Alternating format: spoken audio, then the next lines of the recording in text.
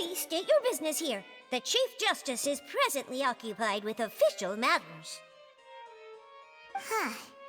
This place does look pretty heavily guarded. Guess that proves that Nervalet's files are really secure. Hey, don't you recognize us? Huh? Who are you? Just to be clear, I don't care who you are or who you might be related to. Our rules make no exceptions. See? They've got great discipline, too. Yep. Paimon can tell. If you're here just to crack jokes, I can point you towards the exit. Unlike some, we're busy, so please leave if you don't have a reason to be here. No. What I meant to say is, shouldn't you remember us from a few days ago? We were at the trial of the great magician Linny. Oh, yes, I remember. I read about it in the Steambird. You must be Linny's attorneys. It's all coming back to me now. We're here today to report and archive some information on a follow-up case. Huh, is that even a thing? Of course.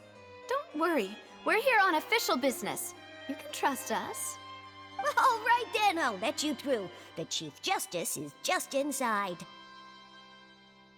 Thanks so much.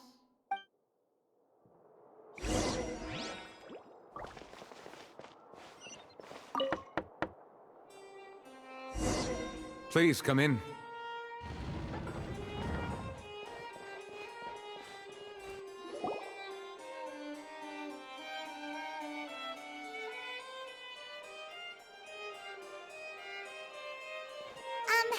Sorry to barge in, Monsieur Nervalet. We only lied to get in because we didn't know any other way. It's all right. Please let me know how I may be of assistance to you. So you're not mad at us? We're looking for a man called Vacher. He may have been an eyewitness in the serial disappearances case. If we can find him, we may be able to unearth some key information on the case. Ah, I see. In that case, please wait here a moment while I browse through the files.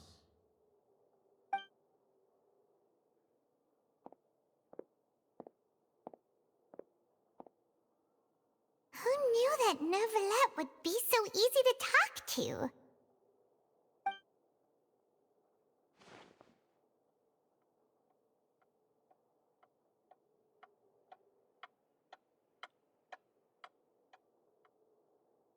Unfortunately, I'm quite certain that no one by the name of Vacher has been involved in any case, criminal or civil, in the past several years. There are no records of him either in the files or in my memory. Traveler, what if it was really just a dream? Is that so? All right then. Thank you so much, Monsieur Neuvillette. We'll take our leave now. Ahem.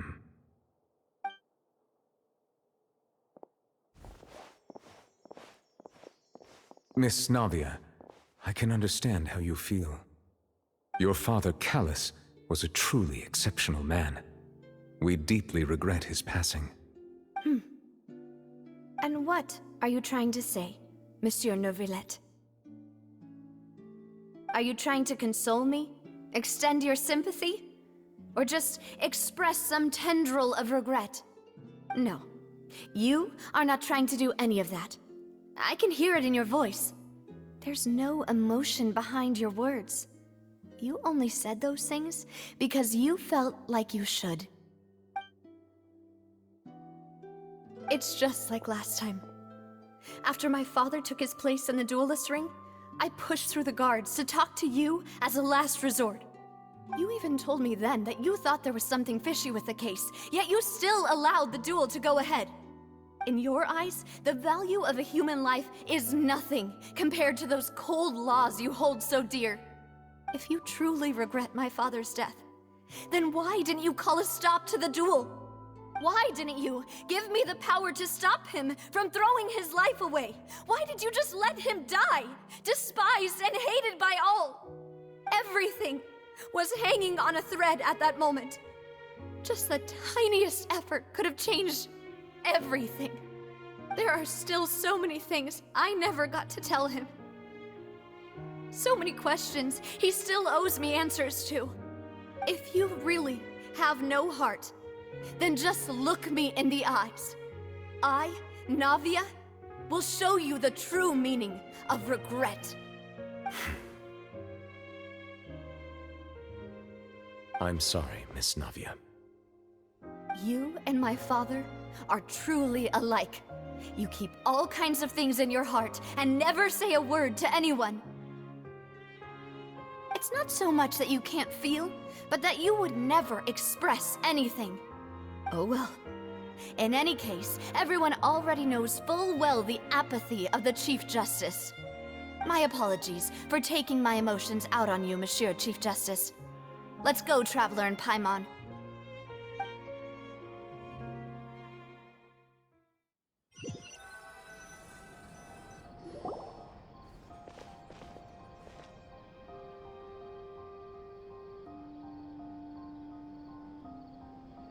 Navia, are you okay? I'm fine. Rain. It's raining. You're right. Wasn't it still sunny when we went into the building? And there shouldn't be any active trials today. How strange. Now that I think of it, on the day my father was convicted of murder, it was also raining. What is it? Did you think of something? Yeah, he was outside. It was uncovered and the rain could fall there. Why? Do you think the rain could have affected the crime scene? That thought has occurred to us before. We've even expanded the search area to try to account for that, but didn't find anything of value. Oh? Wait. You don't mean... So you're saying that the true murderer could have been turned into water and then got washed away with the rain? Yeah, and if that's what had happened, then no one would have believed your dad, even if he explained what he saw to the authorities. I really think I found a true genius for a partner. You're completely right. How did I not connect the dots earlier? All right, let's go to Poisson. With this new lead in mind, we'll get to the bottom of my father's case for sure. Yeah, we're gonna make progress for sure this time. Do you want to go with me now? Or do you want to head over by yourself later?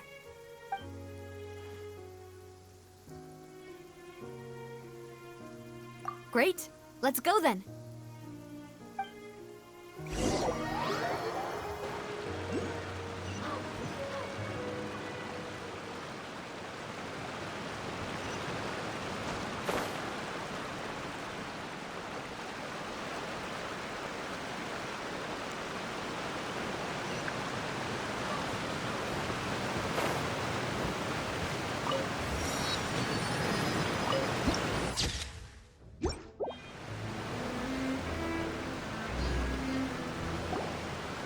Whoa, what a huge ship! Why would a ship be anchored at a place like this? There's no need to be so surprised. While it may look like a ship, it's actually Spina di Rosula's headquarters. My father was the one who asked for it to be built like this. Perhaps our taste in exterior design is the only thing we occasionally had in common. A gigantic and glamorous ship embodies discovery, opportunity, ambition, and conquest.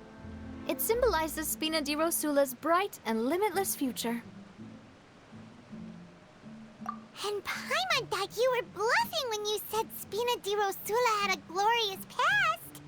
Paimon was confused why a group with such a history would live in the sewers. But now that Paimon has seen this ship for herself, she's been convinced.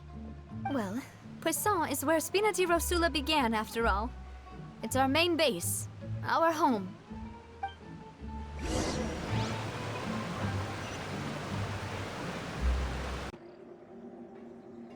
Melus, we're back!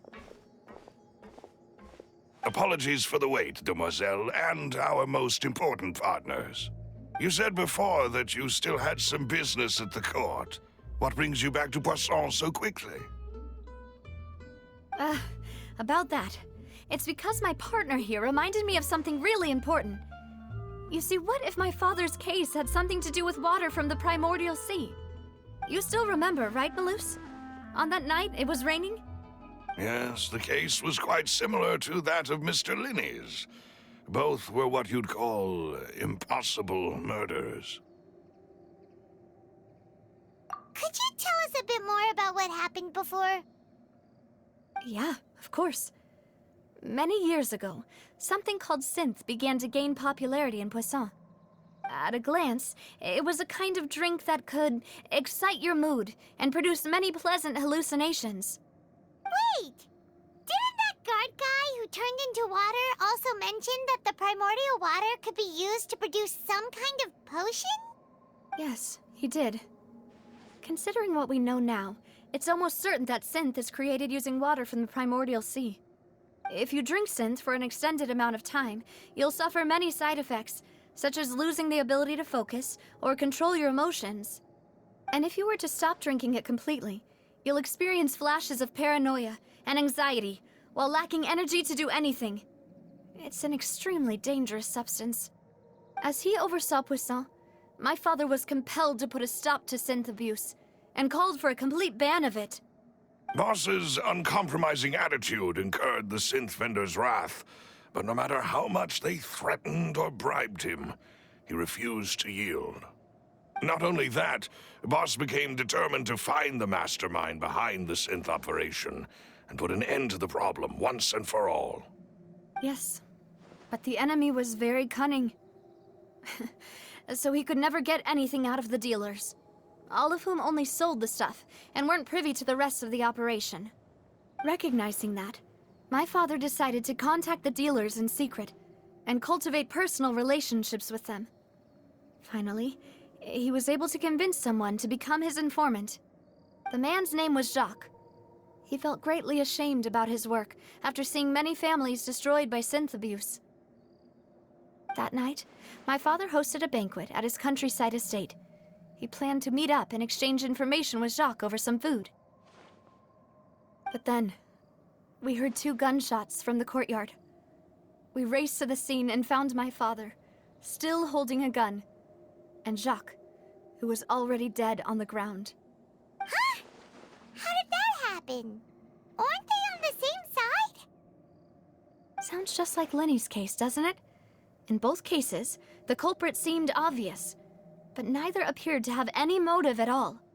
Looking back on it, though, I now believe the most important clue was something we all overlooked at the time. There were pieces of clothing left at the scene. Precisely. It's all thanks to you that I made the connection now. Back then, we all just thought they were some costumes that Jacques used to disguise himself at the banquet. But, considering it now, it's almost certain that they belong to a third person at the scene. With one extra person, we'll also need to reconsider why the 2 shots were fired.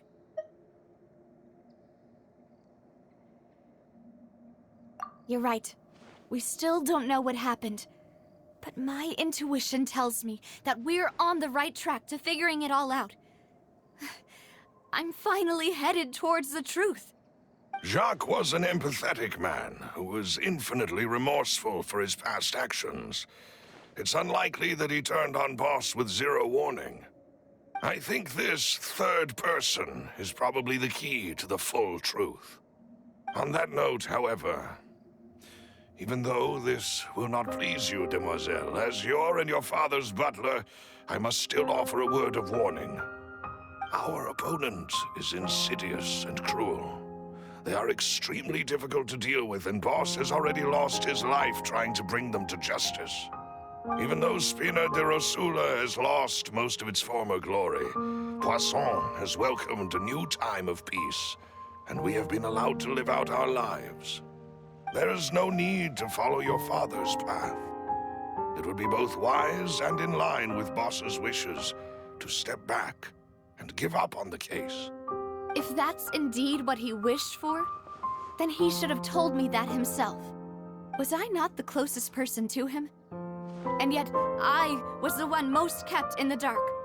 What was the point of him dying without sharing any of the secrets he knew?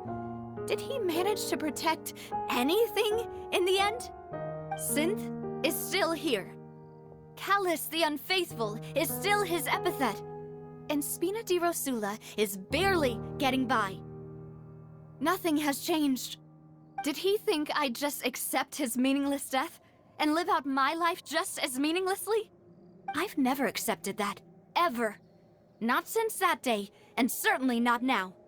I want to find out the real answer for everyone's sake. For the missing girls, for the victims, and for myself. Navia. This is indeed the best moment to act. Your partner appears to be quite reliable, and more importantly, Demoiselle, I think you're also ready to take this on. So you do know something else, Maloose? Yes, I do. In fact, even before that banquet, Boss already knew of the connection between Synth and the serial disappearances case.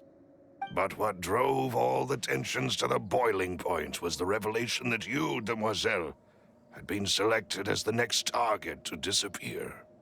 What? Boss also didn't tell you that he had been diagnosed with a rare illness. The doctors told him that he had no more than 5 years left to live. And the serial disappearances case caused him great anxiety. 5 years was nowhere near enough time to resolve this long-standing conflict.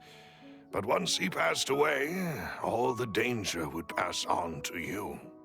Knowing all of this, he decided to use one final intimidation tactic before his death. He claimed to have already gotten his hands on some key incriminating evidence for the other side, and even told some members of Spina di Rosula about the details. But as long as you remained safe, he would not share the evidence with the public. If something were to happen to you, then he and all those he told would immediately expose all they knew about Synth and the disappeared victims. Right, so nobody would be able to get off scot-free. As we've seen, Boss's tactic has worked. Even though Boss has been gone for a long time, the other side has not tried to take Demoiselle's life. No, I don't believe it. He never appeared to look sick to me. No father wants their daughter to see them weak and haggard, especially someone as proud as Boss. To him, dying in a duel and suffering lasting dishonor as the Unfaithful was still far preferable than losing face in front of his daughter. So he chose to die in silence, so that he could protect me. I'm afraid you're not understanding this correctly, Demoiselle. What Boss wanted to hand to you was not a parasol, but a sword. If Boss's spirit could hear you telling me that you want to find the answer for the sake of everyone involved, I'm sure he'd be extremely proud. That fool. Couldn't he have just given it to me straight? No. He might have set up everything precisely because he never thought I'd be able to understand him. Is that the amount of confidence he had in me? And what if I was never able to make it to where I am now? Yeah. I suppose that's true. With the way he'd set things up, if I had wanted, I could have just lived out my life without a care in the world. But thankfully, he rarely talked to me about complex matters, and thus understood little of me as a person. In this case, he really didn't need to give me an easy way out. Maloose, what was the key evidence that he shared with you? It's the location where Synth is produced. Essentially, it's the enemy's headquarters. When he was threatening the enemy, Boss didn't share the specifics of the incriminating evidence he found. But if you want to use it against the enemy, you'll still have to take several things into consideration. Why?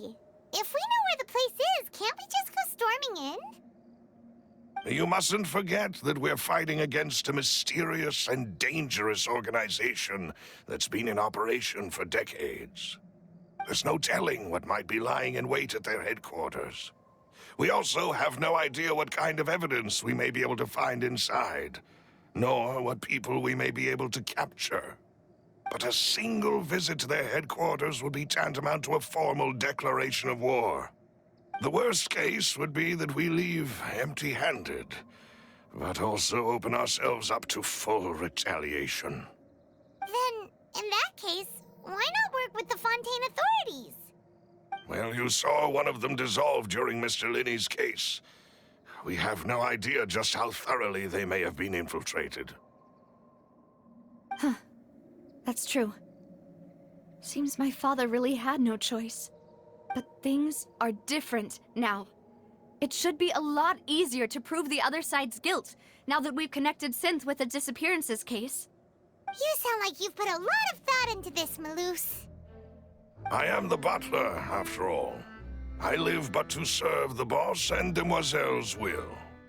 I've always been willing to take on any kind of risk for your sake. But considering my relative lack of ability, I've spent my time keeping secrets, performing basic investigations, and waiting for the right time to come. Thank you for all of that, Maloose. Have you discovered anything new in the past few years? Let me think. One conclusion I came to was that the enemy must be quite familiar with Spina di Rosula, or at least have an informant planted here. When I announced orders to the organization's members on Demoiselle's behalf, I used to deliberately keep a few people in the dark and observe the reactions of the synth vendors. If the vendors didn't change their plans, then the individuals informed of our orders must be innocent. If the vendors packed up and fled, however, then someone must have given them the news. After several rounds of testing and investigative tracing, I've narrowed the suspect list down to 3 people. The first is Florent, Spina di Rosula's senior advisor. Huh? Florent? Yes, surprising, isn't it? He was one of the people Boss trusted the most, which also means that he was someone who understood Boss really well. Thanks to his position within Boss's innermost circle, he always knew our upcoming plans and could thus avoid capture this whole time. There's someone else like him too. Marcel, the head of Confrérie of Cabrières. Uncle Marcel.